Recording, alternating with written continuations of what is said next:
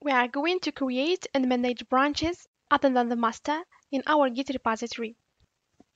I'm currently in the test repository, and in the previous video, we have a modified file called hello. And maybe we wanted this file to be modified in an experimental way, or as a part of a feature of a next update. In both cases, we can use branches. So we type git branch. With the git branch command, we can see that we have only one branch named master. And for the moment, it's highlighted in green and followed by an asterisk. An asterisk that shows that this is the current branch. Now, I could create another branch by using the command git checkout-b, and we are going to call this branch test. With this command, I create a new branch with the parameter -b. The checkout command allows me to go directly to that branch. Test is the name of my branch, and the modifications that were pending in the working directory have been transferred to this new branch.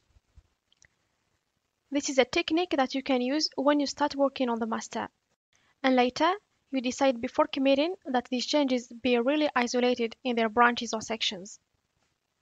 Let's go ahead. We type code hello.html. We have our text here. I will just add here this phrase on a branch. I save, then I close. Back to the terminal, we will add these changes by doing git add and a dot.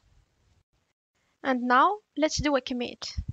So we type git commit -m and our message, which is add update from a branch. I run a git status command. This shows that I'm on my branch called test and that I have a clean working directory. If I type git hist, it should be said that we have the last commit that is at the top, and that is test. But if we go back, we see that this is the commit to which the master has been associated. We can see which these changes are by using our diff command. This command will allow us to go through the names of the branches instead of the commit identifiers. So I will type git diff test master, and this shows us what's different.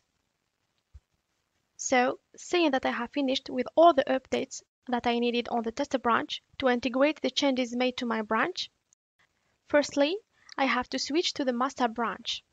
So I will type git checkout master.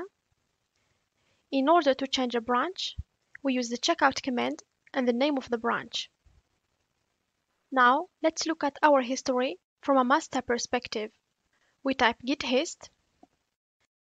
This shows again that head is now on the master. Since head usually means the last commit of the current branch, and since the current branch is the master, so head and the master share the same commit identifier.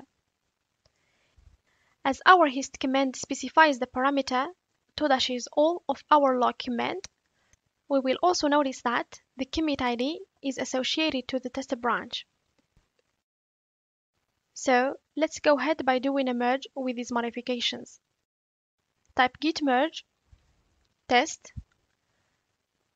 We write test to indicate which branch we want to merge. Concerning the merge, it is a simple merge, and it is so simple that it allows to perform a fast forward, which means that we will pretend that you have never really passed on the master to perform these updates. Therefore, we will apply these commits directly on the main branch. Now, if we type git hist, we see that head, test, and master all refer to the same commit ID. This is the effect of a fast forward merge. There are options to disable fast forward merges, even if they are possible, and you usually want this behavior. Once we have merged our changes, we no longer need the test branch. The branches in Git are timeline labels. Once they are integrated in the main timeline, they are no longer necessary. So for this, we will use the command git branch -d. D refers to delete.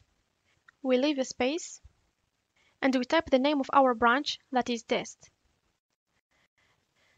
Now we are going to execute again git branch command. We have removed this branch, we are back on the master. If we type git hist, we see that the update branch is no longer associated to this commit ID.